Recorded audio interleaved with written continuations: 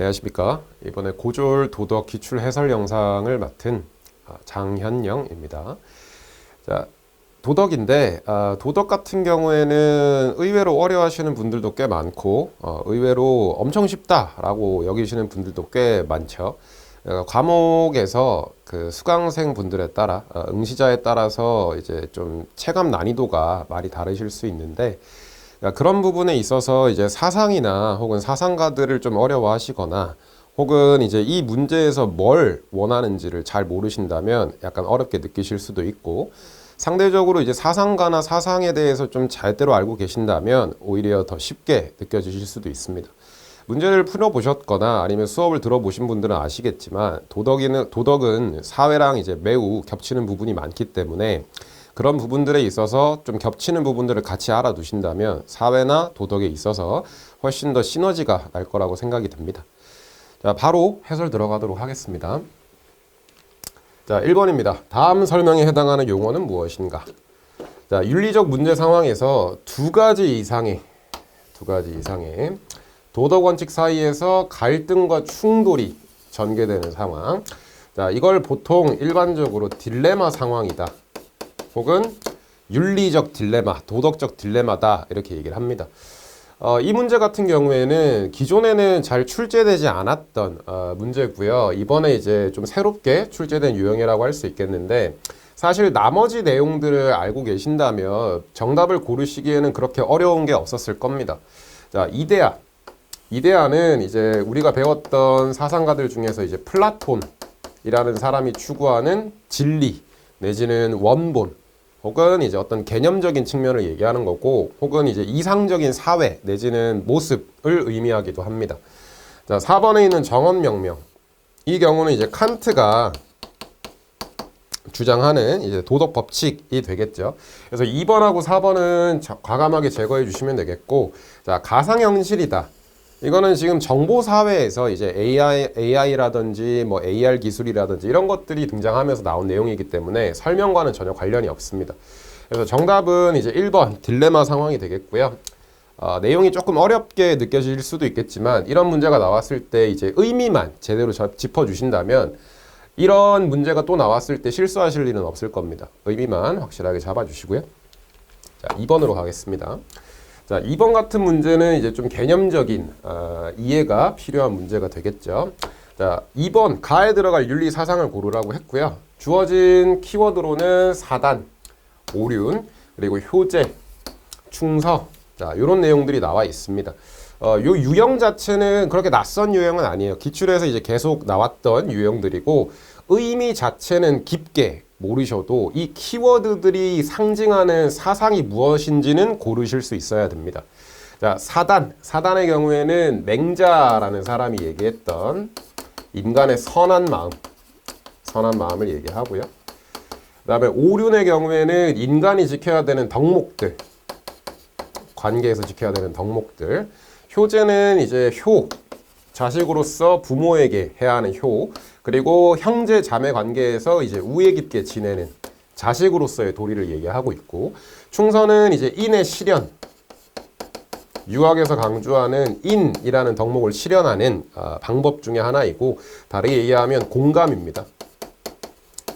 자, 그래서 사단, 오륜, 효제, 충서는 모두 이제 유교와 관련된 내용이다 라고 정리를 해주시면 되겠습니다. 도가라든지 불교라든지 이런 내용들도 얼마든지 출제가 될 수 있고, 마찬가지로 각 사상에서 어떤 키워드들을 중심적으로 다루는지 그걸 확실하게 숙지를 해주셔야 되겠습니다. 자, 그래서 정답은 4번 넘어가도록 하겠습니다. 자, 3번 문제입니다. 다음 주제들을 다루는 실천윤리 분야로 가장 적절한 것. 자, 실천윤리라고 했어요. 자, 실천윤리는 말 그대로 문제 해결. 자, 문제 해결에 주목하는 윤리를 이제 실천윤리라고 얘기를 합니다. 이 실천윤리의 반대로는 이론윤리라는 것이 있는데, 이론윤리는 이론적인 근거, 정당화 근거, 그 다음에 원리들을 마련하는 것이고, 대표적으로는 덕윤리, 의무론, 공리주의 등이 해당합니다. 기존 문제들은 보통 실천윤리를 묻거나 이론윤리를 물었을 때 이론윤리에 해당하는 걸 던져주고 실천윤리를 고르라고 하거나 혹은 실천윤리에 해당하는 것들을 던져주고 이론윤리에 해당하는 걸 고르라고 했습니다. 근데 이번 문제 같은 경우에는 1, 2, 3, 4가 모두 실천윤리 분야에 해당을 합니다. 그러면 자, 본문에 나와 있는 내용을 보시고 분야를 고르셔야 돼요. 자, 첫 번째, 통일이 지향해야 할 것. 통일. 여기서 통일은 이제 남북 통일을 얘기하는 거겠죠. 지금 남북의 갈등이 고조되는 상황에서 뭐 북한에서 뭐를 날린다, 뭐 미사일을 쏜다 그런 얘기를 하잖아요. 그럼 당연히 이제 보안이라든지 아니면 이제 국방에서 여러 가지 문제들이 터질 수 있겠죠. 사람들의 불안도도 올라갈 것이고요. 자, 두 번째, 국제사회의 분쟁을 해결하기 위한 것. 분쟁을 해결하는 것에 대한 관심을 가지는 겁니다. 통일이라든지 분쟁 해결이라든지 이런 것들은 전부 다 국제사회에서 발생하는 여러 분쟁들이나 갈등들을 해결하는 것에 그 초점을 맞추고 있습니다. 그렇기 때문에 여기에서 다루는 내용은 평화윤리가 되겠고요. 평화윤리는 2번이죠. 2번이 정답이 되겠습니다. 자, 성윤리의 경우. 성윤리의 경우에는 우리가 이제 주요하게 다뤘던 것이 보수주의, 중도주의, 자유주의와 같은 성과 사랑의 관계에서 어떤 조건하에 성적 관계가 도덕적으로 정당화되느냐 그런 내용들이 있었고요.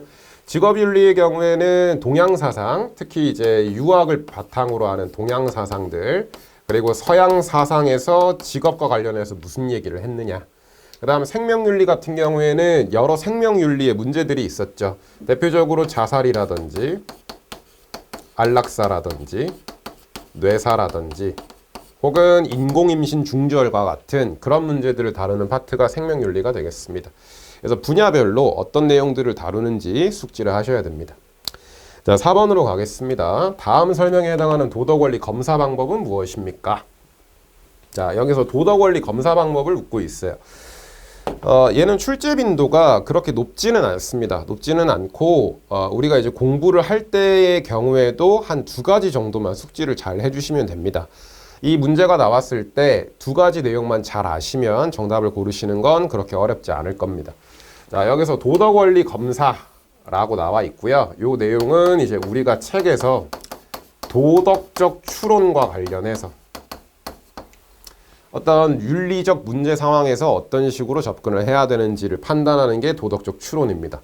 그 도덕적 추론에서 제일 먼저 제시되는 게 도덕 원리인데 이 도덕 원리가 타당한지 부당한지를 검사하는 방법을 도덕 원리 검사 방법이라고 얘기를 합니다. 자, 여기에서 도덕 원리 검사 방법에 한 4가지 종류가 있지만 우리는 딱 2가지 정도만 기억하도록 하겠습니다. 첫 번째는 역할 교환 검사라는 것이 있습니다. 자, 두 번째는 보편화 결과 검사라는 것이 있습니다. 이 2가지만 기억을 해주시면 됩니다. 이거 외에도 한 2가지 정도가 더 있지만 실제 문제에서는 나머지 것들에 대해서는 잘 다루지 않습니다. 그렇기 때문에 이 2가지 역할교환 검사와 보편화 결과 검사만 확실하게 숙지를 해주시면 되겠고 역할교환 검사는 역지사지라고 생각을 해주시면 됩니다.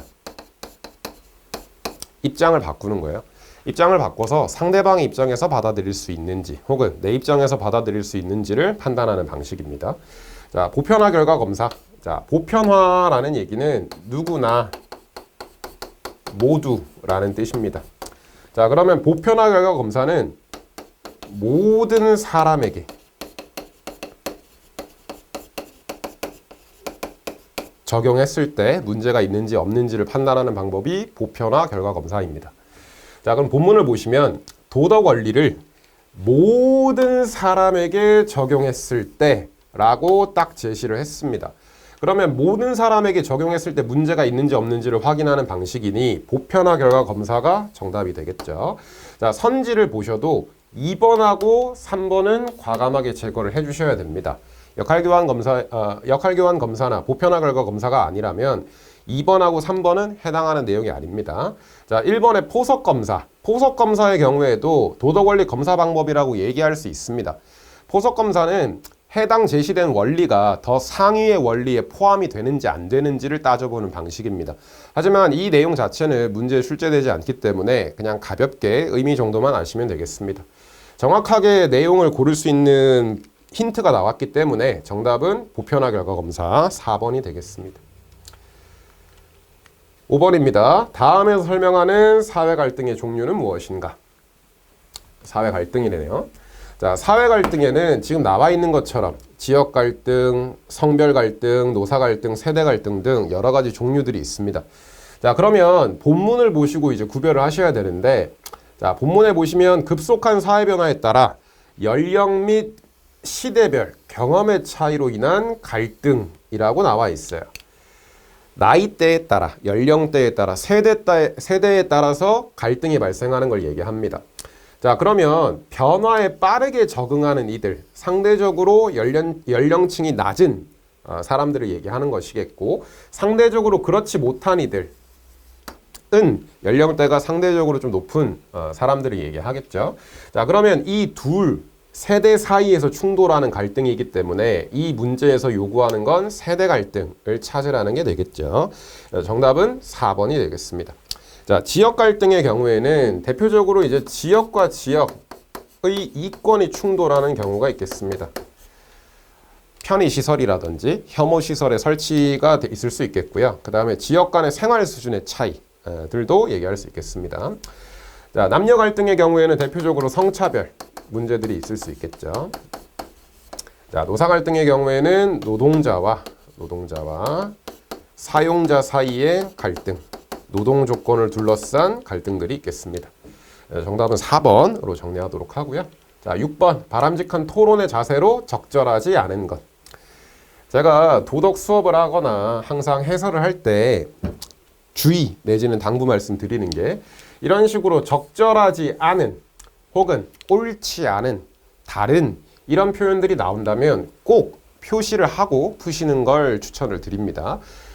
정말 내용을 몰라서 틀리는 경우가 아니라 오히려 시험 상황에서 긴장해서 이 표현을 모르시고 혹은 봤더라도 인지하지 못하신 상태에서 오답을 고르시는 경우가 정말 많아요. 그렇기 때문에 항상 도덕에서는 적절하지 않은, 옳지 않은, 다른 이런 표현들이 나왔을 때는 항상 표시를 하시고 푸시는 걸 추천드립니다. 자, 그러면 토론에 대해서 잘못 얘기한 걸 고르라는 거죠. 자, 1번 토론의 규칙과 절차 준수해야 되겠고, 2번 논리적으로 타당한 근거 제시하며, 3번 자기 생각의 오류 가능성을 배제하시면 안 됩니다. 전제하셔야 돼요. 모든 인간은 기본적으로 완벽한 존재가 아니고 전지전능한 존재가 아니기 때문에 실수할 수 있어요. 저도 실수할 수 있고 혹은 다른 전문가들도 실수할 수 있겠죠. 그런데 토론에 참여하는 사람이 무조건 내 말이 맞아, 내 말은 진리야 라고 생각한다면 건전한 토론이 이루어지지 않을 겁니다. 그렇기 때문에 항상 자기도 틀릴 수 있다는 그 가능성을 전제한 상태에서 토론에 임해야 되겠습니다. 정답은 3번. 어려운 문제는 아니었어요. 4번 같은 경우에도 적절한 설명이죠. 자, 넘어가겠습니다. 7번 문제. 자, 이건 중요한 내용이네요. 자, 이런 식으로 도덕에선 사상이나 혹은 사상가를 묻는 문제가 나올 텐데 이 7번 문제는 굉장히 중요한 문제라고 말씀드리겠습니다. 별표를 하나 쳐주시고, 자, 사진도 나와요. 사진도 나오는데 사실 뭐 사진 정도는 그냥 눈에 한번 익혀두시면 좋은 정도지 반드시 사진을 꼭 숙지하실 필요는 없습니다. 힌트로만 나오는 거예요. 자, 여기서 중요한 키워드를 골라보면, 자, 이익평등 고려원칙. 중요한 말 나왔죠. 자, 그 다음 동물 해방에 대해서 얘기를 하고 있고, 동물 해방. 무엇보다도 공리주의 관점에서 얘기하는 사람이다. 공리주의 관점에서 얘기하며 해외 원조에 대해서도 얘기를 한대요. 자, 이 사람은 공리주의 관점에서 여러 윤리 문제에 대해서 논의를 전개한 싱어라는 사람입니다. 그래서 정답은 1번 싱어가 될 텐데, 이 싱어의 경우에는 여기저기 여러 주제들에서 자주 언급되고 출제되는 사람입니다. 공리주의의 대표적인 인물이기도 하고요. 그렇기 때문에 싱어 관련한 내용들 혹은 키워드들을 반드시 숙지를 하셔야 되겠습니다. 자, 2번 칸트. 칸트도 뭐 중요한 사람이죠. 중요한 사람인데 칸트는 항상 의무론이라는 거. 본문에는 지금 의무론이라는 얘기가 안 나왔죠. 그 다음에 슈바이처. 슈바이처는 의사인데 우리가 이제 나중에 이제 배웠던 생명 중심주의에 해당하는 사람입니다. 특히 이제 슈바이처가 문제에 나온다면 생명 외경이라는 말이 반드시 튀어나올 거예요. 자, 그 다음 4번 아리스토텔레스. 이 사람은 여기저기 출몰하죠. 여기저기 출몰하지만 주로 이제 나오는 내용 중에 하나가 국가 자연 발생설. 국가는 인간 본성에 따라 자연적으로 형성된다. 그 다음 두 번째가 인간 중심주의. 이런 맥락에서 주로 언급되는 사람입니다. 어떤 내용 얘기하는지 잘 숙지를 해주시고요. 자, 8번으로 가겠습니다. 자, 8번 마찬가지로 중요한 내용이 나왔네요. 별표는 그냥 가만히 냅두면 되겠죠. 자, 공리주의 입장에 대한 비판점으로 적절한 것. 자, 공리주의 문제가 나왔어요. 공리주의 문제는 반드시 한 문제는 필수적으로 출제가 된다라고 생각을 해주시면 되겠습니다. 자, 공리주의에서 가장 중요한 내용, 최대 다수, 최대 행복에 따라 행위하라. 요 내용이죠. 자, 공리주의에서 최대 다수, 최대 행복을 통해서 얘기하고 싶은 바는 뭐냐? 쾌락과 고통 중 쾌락이 많은 행위를 선택해라 라는 것이 공리주의의 핵심입니다. 그래서 이 내용을 다른 말로 유용성의 원리라고도 표현을 합니다. 이 표현도 잘 기억을 해주시고요. 자, 그러면 내용을 보면서 해설을 해드릴게요. 자, 여기에서 비판점을 찾으래요. 비판점. 공리주의가 받을 수 있는 비판을 적절한 걸 고르래요. 자, 1번 행위의 결과보다 동기를 중시한다. 일단 잘못됐다는 걸 확실하게 아셔야 됩니다. 공리주의는 행위의 동기와 결과 중에 결과를 강조하는 입장이에요. 공리주의는 잘못됐죠. 2번 의무의식과 선의식을 과도하게 강조한다. 자, 얘도 마찬가지 맥락인데 1번, 2번의 경우에는 공리주의에 적합하지 않습니다. 요 두 가지 내용은 의무론과 관련된 비판점 내지는 설명이라고 생각하시면 돼요. 아까도 말씀드렸지만 의무론의 대표적인 인물은 칸트입니다. 자, 3번 소수의 권리와 이익이 훼손될 우려가 있다. 자, 3번이 정답이겠죠. 최대 다수 최대 행복을 얘기하면서 쾌락이 많은 걸 선택해라 라고 해요. 그런데 공리주의를 비판하는 입장에선 그러면 소수 사람들을 희생해서 전체의 쾌락이 높아진다면 너는 소수의 사람들을 희생할 거냐 라고 비판할 겁니다. 공리주의 입장에서는 그런 부분에 있어서 비판점이 있어요. 3번이 정답이 되겠습니다.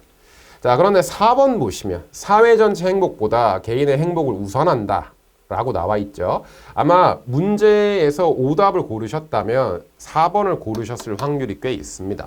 왜 그러냐면 자, 최대 다수 최대 행복 이라는 말 때문에 이게 조금 오해를 불러일으킬 수 있는 표현이라서 그래요.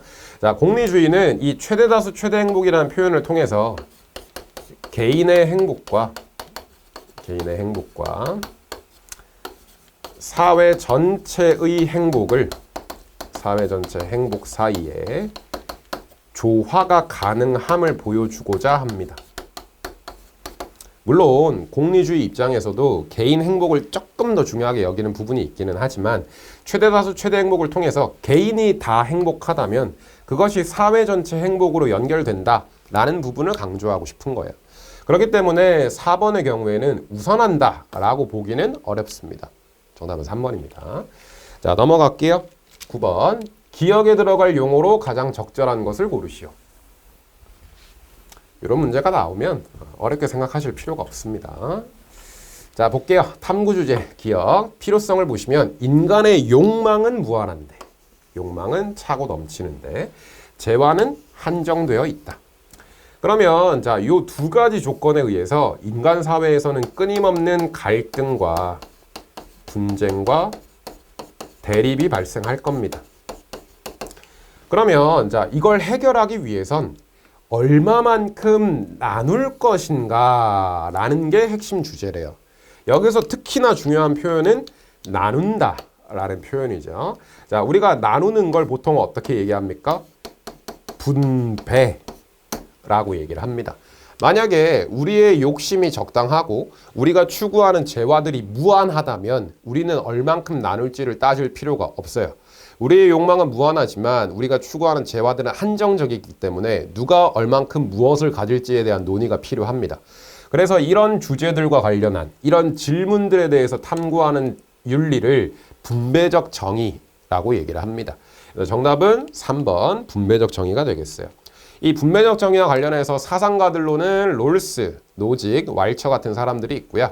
그 다음 분배적 기준의 실질적 기준으로 능력, 업적, 필요, 평등과 같은 기준들도 제시할 수 있겠습니다. 자, 나머지를 한번 보도록 할게요. 자, 규범적 정의, 이런 것들은 사실 모르셔도 큰 상관은 없습니다. 규범적 정의라는 건 행위 원리를 제시하고 그 다음에 인간이 어떻게 행동해야 되는지에 대한 규칙을 제시해 주는 것, 그걸 규범적 정의라고 합니다. 2번 교정적 정의, 형벌적 정의. 사실 이 둘은 같은 거예요. 이 둘은 같은 건데, 자, 교정이라는 말, 형벌이라는 말, 둘 다 같은 내용이라고 생각하시면 되겠고, 범죄에 대한 처벌, 그리고 교화에 대해서 얘기하는 입장이 이제 교정적 정의와 형벌적 정의입니다. 그러면 당연히 교정적 정의든 형벌적 정의든 범죄에 대해서 어떤 식으로 형벌을 가해야 할지, 형벌의 조건은 무엇인지 그런 내용들이 나오겠죠. 지금 본문에서는 분배에 대해서 얘기하기 때문에 2번하고 4번도 적절하지가 않습니다. 분배적 정의가 무엇인지 확실하게 기억을 해주시고. 자, 10번 문제입니다. 프롬. 자, 프롬에 대해서 출제를 해줬어요. 자, 프롬은 사랑에 대해서 얘기하는 철학자입니다. 그래서 지금 이 문제에서도 사랑에 대해서 옳지 않은 걸 고르라고 얘기를 했어요. 자, 프롬의 경우에는 특히 사랑의 4가지 요소를 얘기할 수 있는데,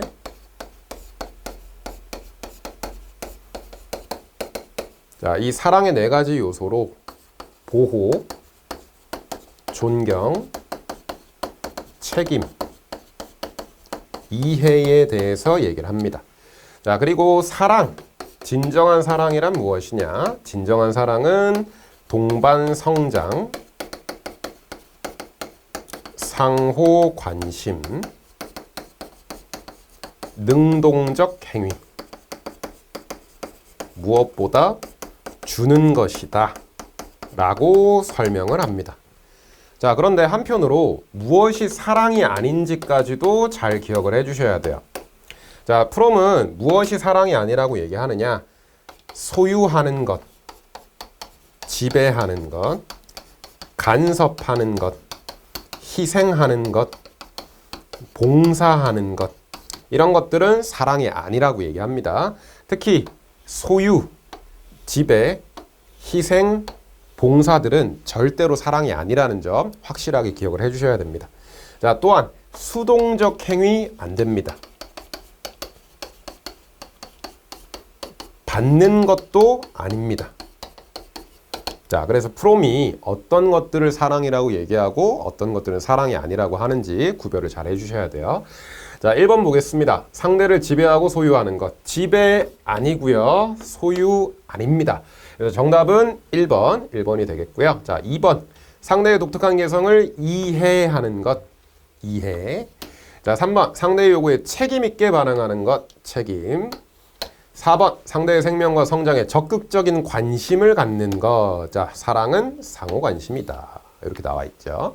자, 그래서 프롬이 어떤 내용에서 사랑을 얘기하는지 잘 숙지하시기 바라겠습니다. 자, 넘어가겠습니다. 11번. 기억에 들어갈 용어로 적절한 것. 자, 기억의 사례로 무엇이 있나요? 간디의 소금법 폐지운동, 소로의 납세 거부운동, 마틴 루터 킹의 흑인 차별 철폐운동이 있다. 자, 지금 이 문제의 경우에는 전부 다 사례들이 나와 있고 이 사례들은 시민 불복종의 사례입니다.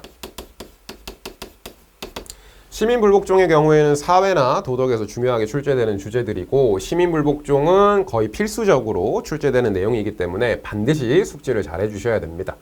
자, 그래서 11번 문제는 쉽게 나왔어요. 시민 불복종, 이게 정답이 되겠죠.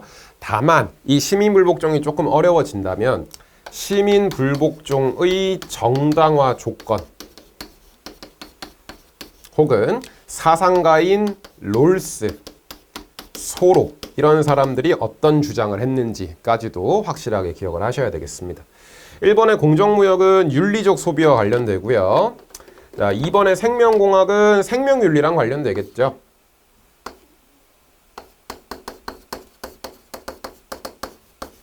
사이버 범죄는 이제 정보화 시대의 문제점들 관련되겠습니다.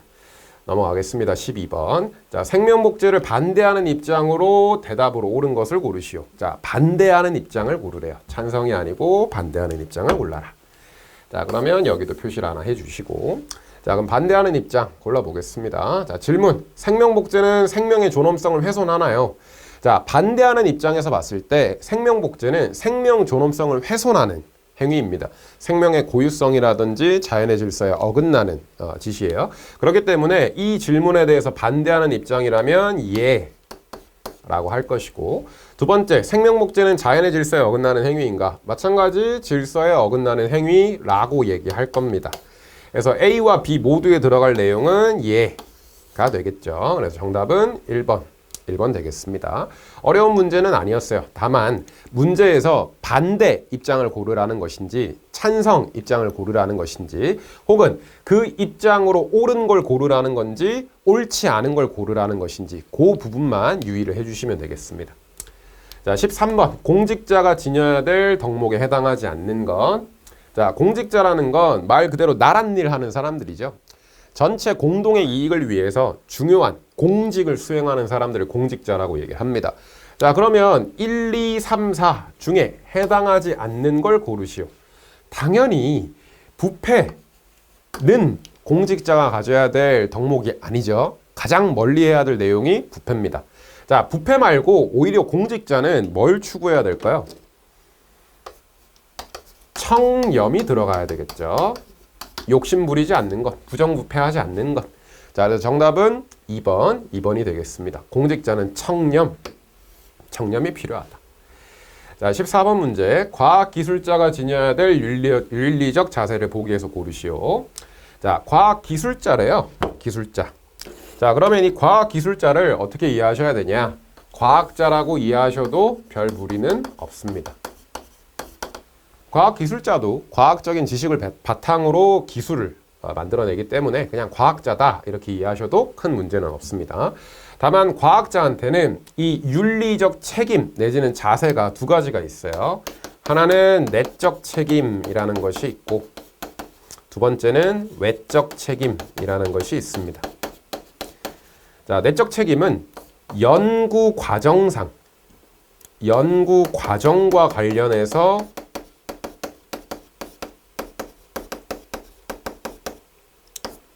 책임을 내적 책임이라고 얘기합니다. 자, 반대로 외적 책임의 경우에는 연구 결과의 영향 혹은 활용과 관련해서 책임지는 것, 이걸 외적 책임이라고 얘기합니다.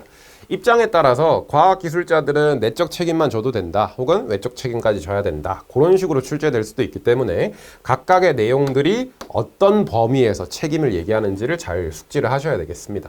그러면 내적 책임과 관련된 내용들이 뭐가 있느냐? 대표적으로 표절하지 말 것, 그 다음에 왜곡하거나 조작하지 말 것, 출처 표시 잘하고 출처와 인용 표시를 제대로 할 것. 이런 내용들이 이제 내적 책임과 관련된 내용입니다. 자, 반대로 외적 책임의 경우에는 말 그대로 영향과 결과에 대해서, 활용에 대해서 이 부분들까지 과학기술자가 항상 염두에 두고 숙고해야 된다라는 걸 얘기합니다. 그러면 기억을 보시면 다양한 자료들을 표절한다. 표절은 절대로 안 되겠습니다. 니은, 연구 결과를 위조하거나 변조한다. 위조 안 되고요. 변조 안 됩니다. 그러면 기억과 니은은 제거해 주시고 디귿과 리을 두 가지가 남겠죠. 자, 디귿, 인류 삶의 질 향상을 위해 노력한다. 자, 기본적으로 과학과 과학기술은 삶의 질을 향상하는 것이 목적입니다. 과학이라는 것, 그리고 과학을 이용한 기술이라는 것은 어디까지나 인류 행복을 증진하는 것이 목적이에요. 당연히 노력해야겠죠. 리을, 과학기술의 위험성과 부작용을 충분히 검토한다. 위험성과 부작용을 충분히 검토한다라는 얘기는 이 연구 결과의 영향과 활용까지도 숙고를 해줘라 라는 얘기입니다. 정답은 디귿과 리을 4번이 되겠습니다. 넘어갈게요. 15번, 다음 내용과 같은 주장을 한 사상가. 오랜만에 나왔네요. 자, 이 사람은 한때는 엄청 자주 나왔어요. 한때는 엄청 자주 나왔지만 최근에는 조금 뜸하다가 오랜만에 이제 한번 출제가 됐습니다. 자, 체크만 한번 달아줄게요. 아마 출제되는 빈도는 그렇게 높지는 않을 겁니다. 높지는 않을 거지만 기출에 있었고 한때 자주 나왔던 사람이고 최근에 한번 다시 나왔기 때문에 한번 주의를 좀 하실 필요는 있습니다. 자, 내용을 보면 집단의 도덕성은 개인의 도덕성보다 현저히 떨어진다. 집단의 도덕성은 현저히 떨어진다. 개인에 비해. 개인의 도덕성 함양뿐만 아니라 사회 정책과 제도의 개선이 필요하다라고 얘기하고 있어요. 그래서 이 사람의 주장은 사회 문제 해결을 위해 사회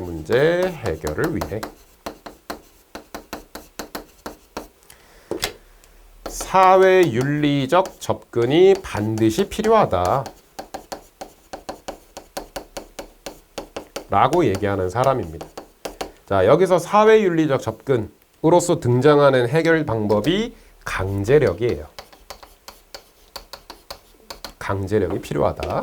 자, 강제력이 무엇이냐? 법이나 제도나 정책적인 부분에 있어서의 해결책이 필요하다는 겁니다. 집단은 도덕성이 떨어지기 때문에 아무리 좋은 말로 타일러도 듣지 않는다는 거예요. 그렇다면 말로 안 된다면 제도나 법이나 정책과 같은 힘과 관련된 강제적인 해결 방법이 필요하다라는 것이 이 사람의 주장입니다. 자, 이 사람은 니부어라는 사람이에요. 그래서 니부어는 사회윤리적 접근, 사회윤리의 중요성에 대해서 얘기하는 사람이다라고 생각을 해주시면 되겠습니다. 정답은 3번이고요. 자, 1번 벤담, 공리주의죠. 2번 칸트는 아까 말씀드렸던 대로 의무론에 해당하는 사람이고, 자, 4번의 베카리아. 이 사람은 사형에 반대하는 사람이에요. 교정적 정의에서 사형에 반대하는 사람. 베카리아겠죠. 넘어가겠습니다. 16번. 바람직한 통일한국의 모습으로 적절하지 않은 것을 고르시오. 통일 문제네요. 자, 통일 문제는 나오면 그냥 점수 주는 겁니다. 점수 주는 거니까 어려워하지 마시고 적절하지 않은에 표시할게요. 자, 쭉 보시면 이상한 게 하나 있죠. 대립하는 무력국가. 저기 북쪽에 있는 어떤 국가가 떠오르지 않으세요? 통일하면 이렇게 대립하는 무력국가의 모습을 가질 필요가 없겠죠. 그죠? 그래서 1번이 정답이 되겠고요. 자, 그러면 나머지 내용은 다 맞을 텐데 대립하는 무력국가 대신에 무엇이 들어가야 되느냐? 자, 이런 내용이 있을 수 있습니다. 자주적 민족국가는 맞는 말이에요. 지금 여기에서는 자주적 민족국가 대신에 대립하는 무력국가가 들어간 겁니다. 자, 자주적 민족국가가 무엇이냐? 외세의 영향을 받지 않는, 외세의 영향에서 자유로운 국가를 자주적 민족국가라고 얘기를 합니다. 자, 2번 자유로운 민주국가, 자유주의와 민주주의 바탕.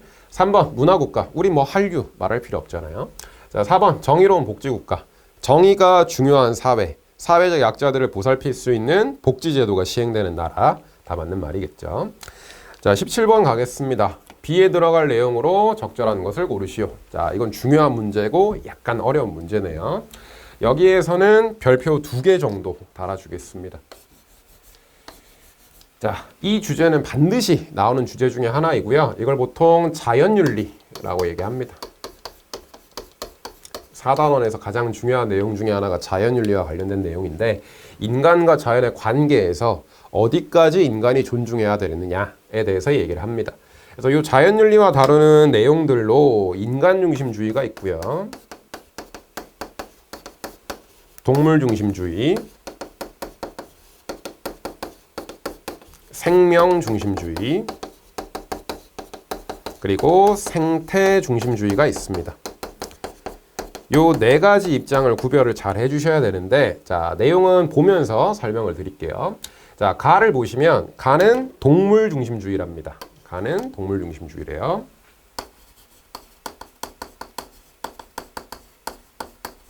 자, 그 다음 나를 보시면 생명중심주의입니다. 나는 생명중심주의.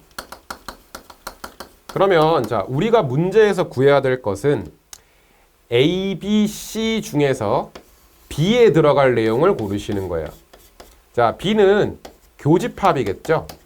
동물중심주의와 생명 중심주의의 교집합을 고르라는 얘기고, 다르게 얘기하면 공통점을 고르라는 겁니다.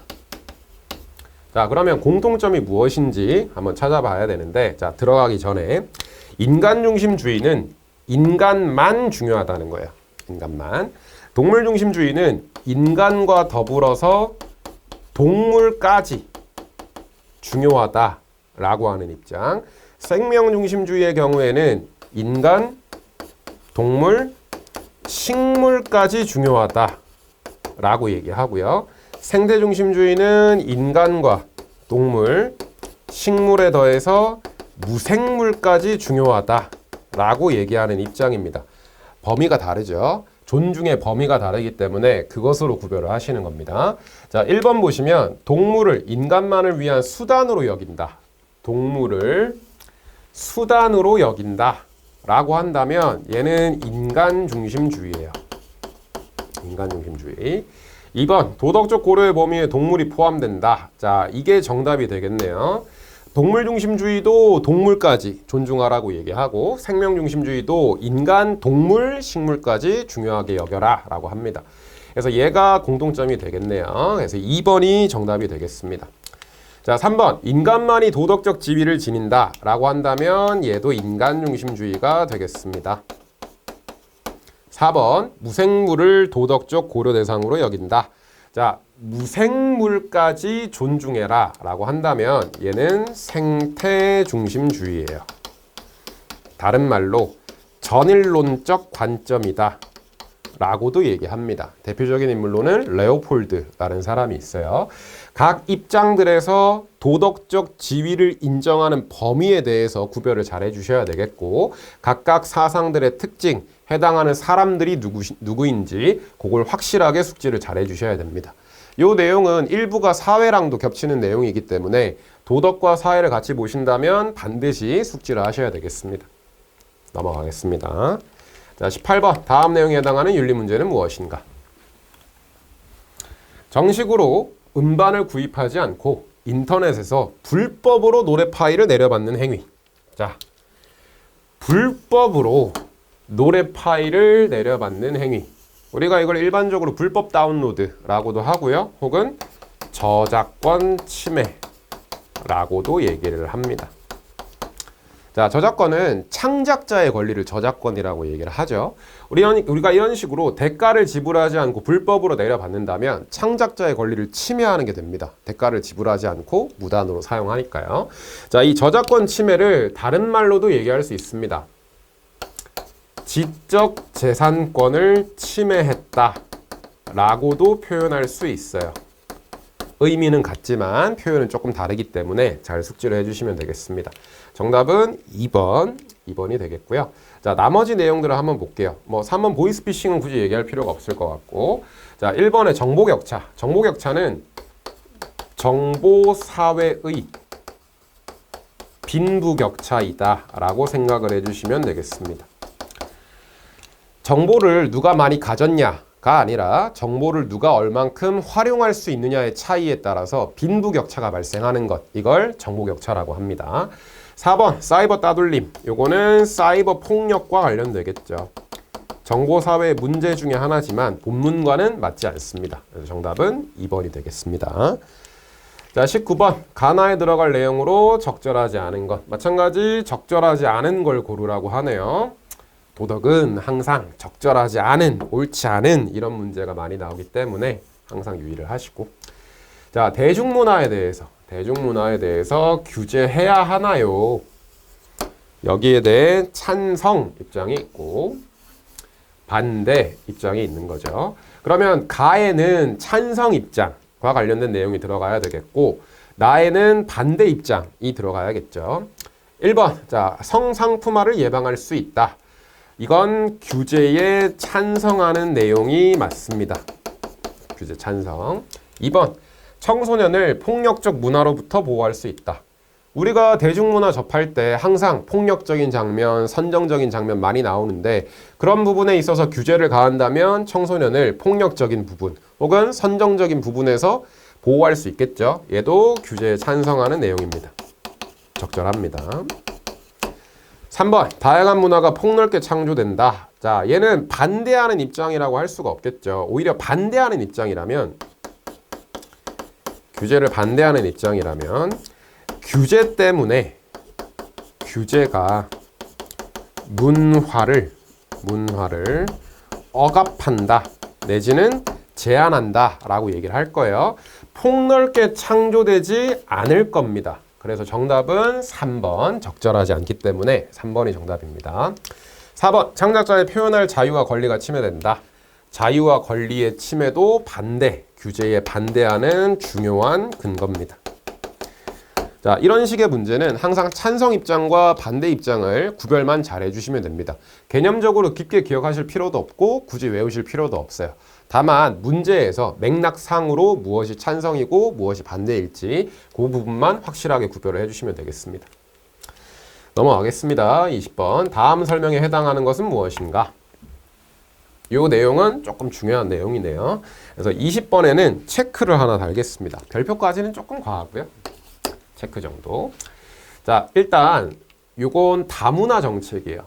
자, 다문화 사회에서 여러 문화들을 어떤 식으로 대해야 되느냐에 대한 정책과 관련된 내용입니다. 이 다문화 정책 관련해서는 총 4가지 입장이 있어요. 첫 번째는 차별적 배제, 두 번째는 동화주의,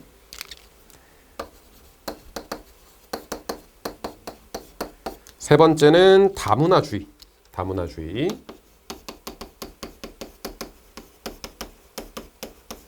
네 번째는 문화다원주의입니다. 특히 다문화주의와 문화다원주의는 표현이 좀 비슷하게 보이기 때문에 구별을 확실하게 잘 해주셔야 됩니다. 자, 좀 더 들어가면요. 이 동화주의의 대표적인 예시가 용광로 모델 내지는 용광로 모형이라고도 합니다. 용광로 모형이 동화주의의 대표적인 예시. 다문화주의의 대표적인 예시는 샐러드볼 모형이 있습니다. 샐러드볼 모형. 모형이라고도 하고 이론이라고도 해요. 자, 네 번째 문화다원주의는 국수대접 모형이 있습니다. 국수대접 이론이 있어요. 자, 여기에서 특히 동화주의, 다문화주의, 문화다원주의 이 3가지가 각각 어떤 맥락에서 얘기하는지 구별을 확실하게 잘 해주셔야 됩니다. 자, 본문을 보시면 이주민의 고유한 문화를 존중한대요. 그리하여 문화 다양성을 증가시키는 거겠죠. 대표적으로 샐러드볼 이론이 있다라고 했습니다. 여기에서 딱 정답이 나오죠. 이제까지는 보통 샐러드볼, 용광로 모형, 국수대접이라고 표현을 했어요. 근데 이 문제에서는 다문화주의, 문화다원주의라는 표현을 씁니다. 그래서 샐러드볼이 다문화주의에 해당하고 국수대접 이론이 문화다원주의에 해당한다는 것, 이 부분까지 같이 기억을 해주셔야겠습니다. 그래서 정답은 2번 다문화주의가 되겠고요. 자, 3번의 문화사대주의. 문화사대주의 같은 경우에는 다른 나라를 높게 평가하는 것, 오히려 자국 문화를 낮게 평가하는 것. 이게 문화사대주의가 되겠죠. 자, 나머지 내용들을 잘 알아두셔야 되는데, 자, 용광로 모형 같은 경우, 동화주의의 경우에는 이주민 문화를 존중하지 않습니다. 이게 동화주의예요. 자, 반대로 다문화주의의 경우에는 존중하죠. 자, 문화다원주의도 이주민 문화를 존중합니다. 이주민을 존중해요. 다만 이주민 문화보다 자국 문화가 더 중요하다라고 얘기합니다. 이런 부분에서 이제 다문화주의와 문화다원주의가 차이가 있어요. 그래서 이 각각의 입장들의 세부적인 차이들을 잘 구별을 해주셔야 되겠다. 넘어가겠습니다. 21번. 자, 다음은 서술형 평가 문제와 학생 답안인데 밑줄 친 기억 리을 중 옳지 않은 것을 고르시오. 자, 마찬가지 옳지 않은 고르래요. 옳지 않은. 자, 그럼 보겠습니다. 의복문화와 관련된 문제, 바람직한 자세. 의복문화와 관련된 바람직한 자세. 자, 윤리적 문제로 유행에 무비판적으로 동조하는 유행 추구 현상. 유행추구 현상. 자, 유행추구 현상은 사회에서도 언급할 수 있죠. 대표적으로 밴드웨건 효과 이런 것들이 있겠고요. 자, 그다음 니은 무분별한 명품 소비로 사치풍조를 조장하는 명품 선호 현상. 자, 명품 선호 현상 혹은 명품 소비 혹은 과시 소비라고도 합니다. 자, 이 과시 소비의 경우에는 배블런 효과라고도 얘기를 합니다. 기억을 해주시고. 자, 디귿 타인의 신념에 따라 수동적인 소비를 실천해야 된다. 타인의 신념에 따라 하시면 안 되고 수동적인 소비도 하시면 안 됩니다. 정답은 디귿 3번이 되겠네요. 3번이 정답이 되겠고, 환경을 고려해서 과도한 욕망을 절제해야 된다. 만약에 우리가 소비를 너무 지나치게 빨리 한다면 환경 파괴랑도 연결이 될 수 있으니까 당연히 환경도 고려를 해야겠죠. 넘어가겠습니다. 22번 다음 설명에 해당하는 것, 상호 무관심한 무지의 배일 하에서 합의를 통해 정의의 원칙을 도출하는 가상 상황이다. 자, 요 문제는 별표 하나 쳐주시고요. 보통은 사상가에 대해서 묻거나 혹은 정의의 원칙에 대해서 물을 텐데, 이번에는 그 사상가가 제시하는 핵심 개념에 대해서 알고 있느냐를 출제를 했어요. 요거는 롤스라는 사람이 주장한 내용 중 일부입니다. 자, 여기에서 무지의 배일이라는 말이 나와 있죠. 무지의 배일. 자, 무지의 배일이라는 건 각자의 상황과 조건을 모른다고 가정해보자는 겁니다. 실제로 모르는 게 아니고 우리 한번 각자의 상황과 조건을 모른다고 가정을 해보자라고 하는 거예요. 자, 이 하에서, 무지의 배일 하에서 사람들은 합의를 통해 정의의 원칙을 만들어낼 텐데, 그렇게 정의의 원칙이 만들어지는 가상 상황이 무엇인가요? 라고 하네요. 여기서 중요한 말은 가상 상황입니다. 이건 사실이 아니라는 거예요. 역사적 사실이 아닙니다. 실제 역사에서 있었던 사실이 아니고, 이 사람이 머릿속으로 한번 우리 상상을 해보자, 가상적인 상황을 한번 생각을 해보자 라고 얘기하는 겁니다. 역사적 사실이 아니에요. 자, 이걸 뭐라고 하느냐? 원초적 상황 내지는 원초적 입장이라고 얘기합니다. 원초적 입장 관련된 내용이 본문에 출제가 됐어요. 그래서 정답은 3번이 되겠고요. 이 원초적 입장과 관련된 내용을 누가 얘기하느냐? 롤스가 얘기를 합니다. 롤스라는 사람은 워낙 중요한 사람이고 도덕에서 이 관련 주제들이 무조건 한 문제는 출제가 됩니다. 그래서 롤스 관련해서 내용이 어려울 텐데 그럼에도 불구하고 반드시 깊게 공부를 하셔야 됩니다. 자, 나머지를 한번 볼게요. 1번의 파놉티콘. 자, 파놉티콘은 벤담이라는 사람이 얘기했고요. 현재는 전자감시사회의 의미로 쓰입니다. 벤담이 얘기했을 땐 전자감시사회의 의미는 아니었지만 현대사회에서는 전자감시사회의 의미로 쓰입니다. 자, 2번 윤리적 공백. 윤리적 공백은 요나스라는 사람이 얘기해요. 책임윤리 얘기했던 요나스라는 사람이 현대사회의 윤리적 상황을 윤리적 공백이라고 얘기합니다. 자, 4번 공유지의 비극. 이건 뭐 사회에서 나오는 개념인데, 공유지의 비극은 개인의 이익을 지나치게 추구하면 이것이 공익이 저하되는, 공익의 훼손으로 연결될 수 있다라는 내용입니다. 그래서 각각의 의미들 무엇인지 알아두시고요. 넘어가겠습니다. 23번. 다음에서 예술과 윤리의 관계에 대한 학생의 입장을 고르시오. 자, 예술과 윤리래요. 예술과 윤리. 이 주제도 항상 빠지지 않고 출제되는 내용 중에 하나입니다. 그래서 23번도 꽤 중요한 주제라고 할 수 있겠습니다. 그래서 예술과 윤리 기억을 잘 해주시고요. 자, 예술과 윤리의 관계에 대해서 묻는다면 주제는 항상 두 개예요. 도덕주의에 대해서 묻는 건지 아니면 예술지상주의에 대해서 얘기를 하는 것인지. 자, 참고로 이 예술지상주의를 옛날에는 신미주의라고도 얘기를 했습니다. 그래서 혹시나 다른 기출문제를 풀어보시거나 문제 같은 걸 풀어보실 때 신미주의라는 말이 나와도 아, 이거 예술지상주의구나 라는 걸 아셔야 됩니다. 자, 그러면 도덕주의와 예술지상주의 두 개가 있다고 쳤을 때 지금 우리 예술과 윤리의 관계에 대해서 얘기를 하잖아요. 자, 그러면 도덕주의는 예술과 윤리 중에 무엇이 더 중요하다? 도덕주의니까 당연히 윤리가 더 중요해 라고 얘기하겠죠.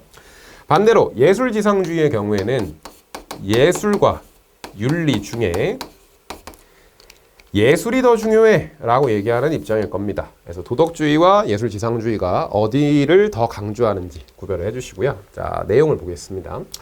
예술과 윤리의 관계를 어떻게 바라봐야 할까요? 자, 학생이 예술은 품성을 함양하게 하고 올바른 사람이 되게 하고 무엇보다도 도덕적 교훈을 제공해야 합니다. 교훈의 별표. 예술은 아름다움만 추구해서는 안 되고 교훈을 전달해 줘야 된다. 그 이야기 혹은 그 작품을 통해서 사람들에게 그 삶에 있어서 교훈을 전달해 줘야 된다 라고 얘기하고 있어요. 그러면 교훈이라는 건 아름다움이겠습니까? 도덕이겠습니까? 도덕이겠죠.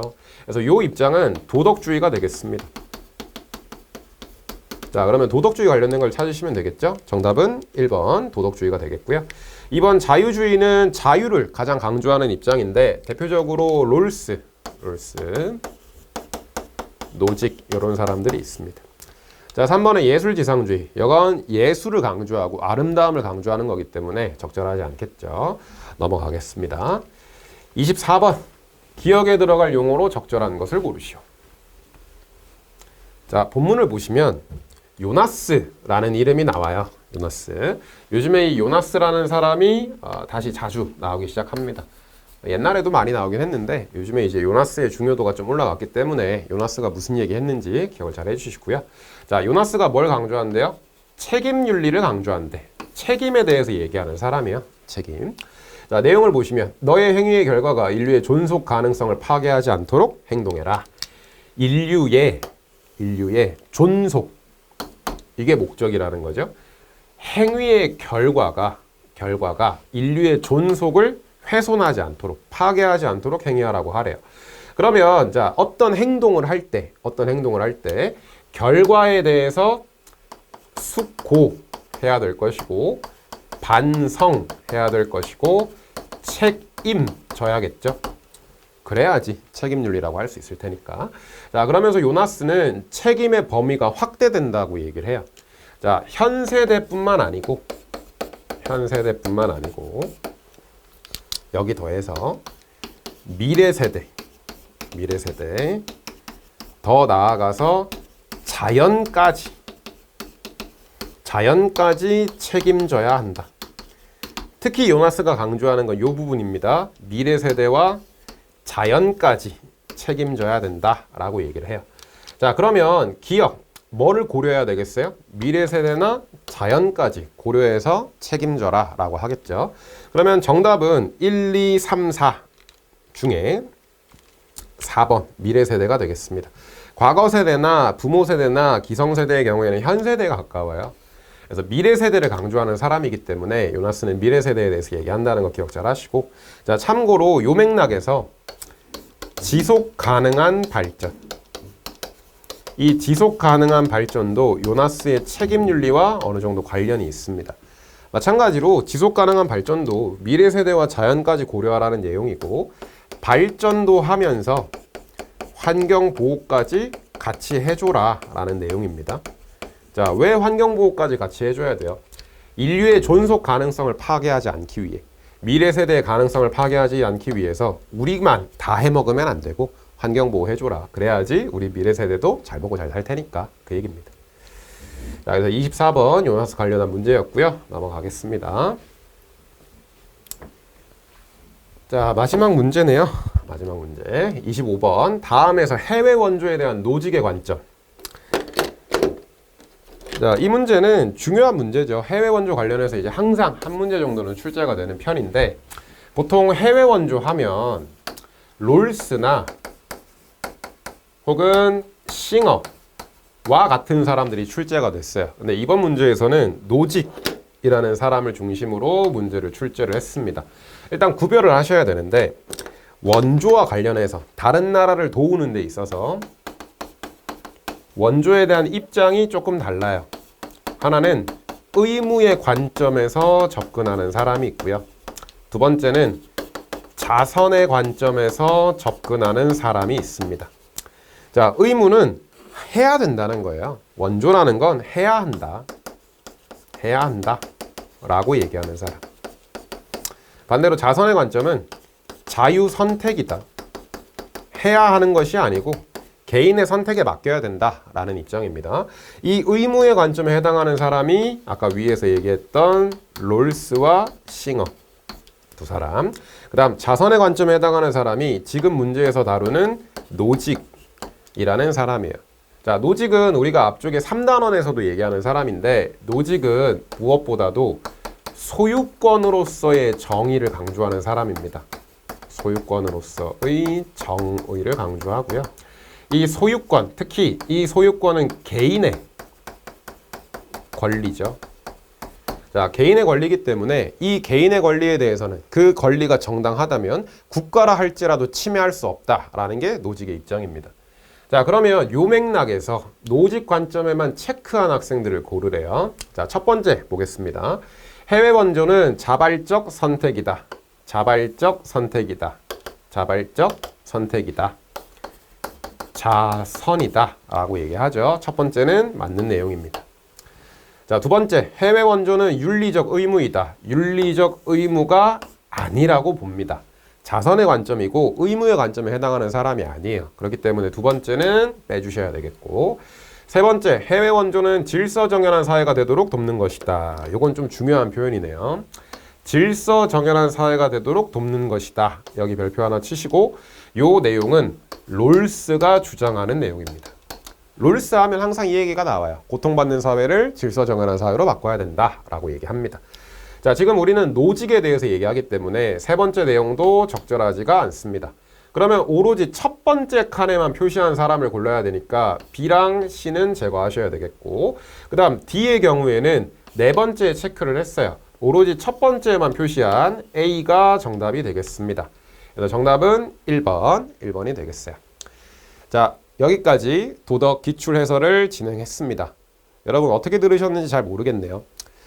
자, 시험하면 항상 긴장하실 수 있고 어렵다고 느끼실 수 있겠지만 이번에 해설 영상 같이 하시면서 부족한 부분들, 혹시 놓치셨던 부분들, 헷갈리셨던 부분들 잘 숙지하시고 항상 시험에서 좋은 결과 있기를 진심으로 바라겠습니다.